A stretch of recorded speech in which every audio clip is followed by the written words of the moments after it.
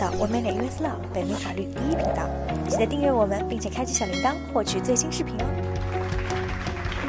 嗨，大家好，我是雷格，来自美国格致律师事务所，然后非常高兴又给大家带来一次分享。那这一次呢，我们分享的主题呢，主要是想聊一聊，使用这个明星的这个表情包呢，是不是会涉及到侵权？那我们也知道，现在这个emoji 啊，也就是这个表情包呢，是使用越来越普遍，在日常聊天过程中间使用非常频繁的一种方式。那明星表情包呢，就更是。那明星嘛，本来就是一个大家谈论比较多的一个话题。那有时候有一些明星，他们可能在一些日常啊，或者是娱乐呀，或者是一些影视作品中呢，有一些比较好的这种表情呢，就可能会被网友呢做成表情包，然后呢作为分享。那我们今天就讲一讲呢，这个使用明星表情包呢，会不会有什么问题？那其实呢，我们在谈论这个侵权之前呢，我们首先应该讲一讲。这个呢，明星呢，他有一些什么样的权利？特别是针对于说是 IP 或者是一些别的权利来讲的话，那首先呢，他有一个这个我们叫 personality right， 因为呢，有一些明星呢，不管是这种电影、电视明星、演员、歌手，或者是体育明星，或者是商业传奇，或者是一些政客，他们呢有一些呢会有自己的一些特点，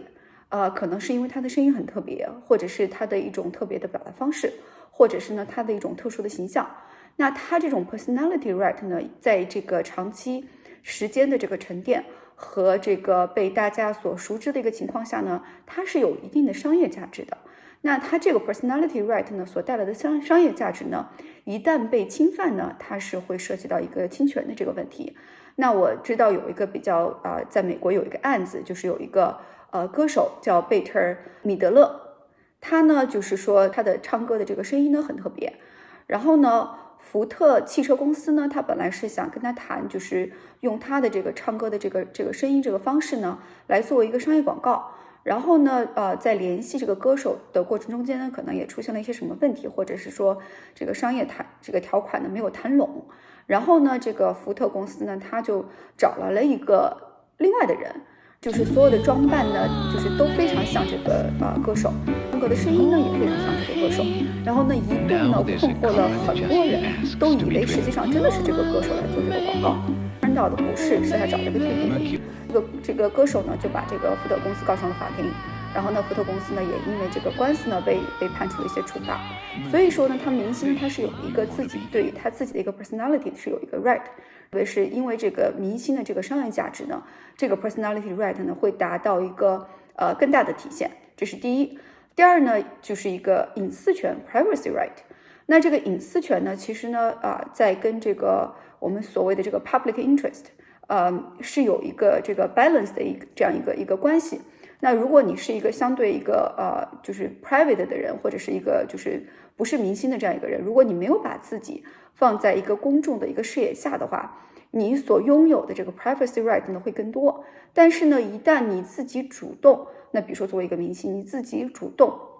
把自己呢放在这样一个公众视野下呢，你所拥有的这个 privacy right 呢就会减少，公众这个 public interest 想对这个人的了解呢，就会成为一个这个 balancing 的这样一个 rights。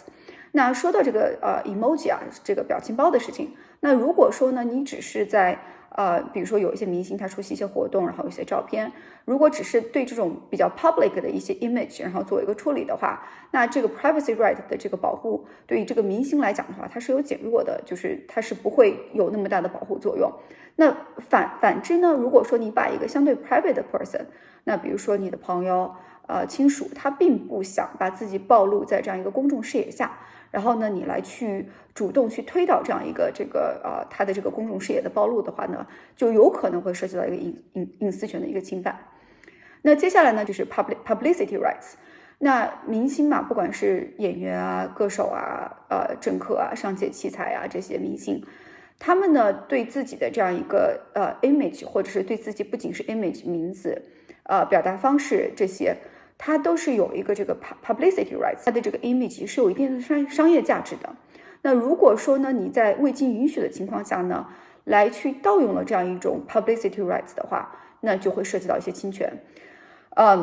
那比如说，如果说你有一个广告，对吧？然后呢，你用了某个明星的这个冠名，或者是名字，但是呢，在未经允许的情况下呢，因为这个是有一个这个商业的这样一个行为在里面的话，就会涉及到这个侵犯这个 publicity rights。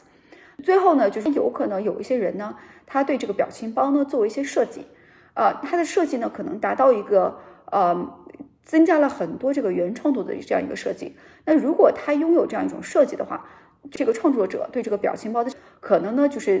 达到了某定 level 的这个creativity 创造性，有可能是会受到版权保护的。如果说未经授权，比如说购买或者是 license 来使用这样一个表情包呢，是有可能涉及到一个侵权的问题。当然了，所有的侵权，那我们在谈侵权的时候，也要谈这个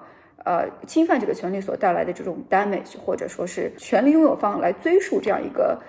侵权行为的这样一个可能性有多大。OK， 那这是我们今天这次的分享。那非常高兴大家的收看。那下次呢，我们有更新的话题呢，再会跟大家分享，也非常期待大家下次的关注。如果今天的节目对你有帮助，那就帮我们订阅、点赞、分享吧。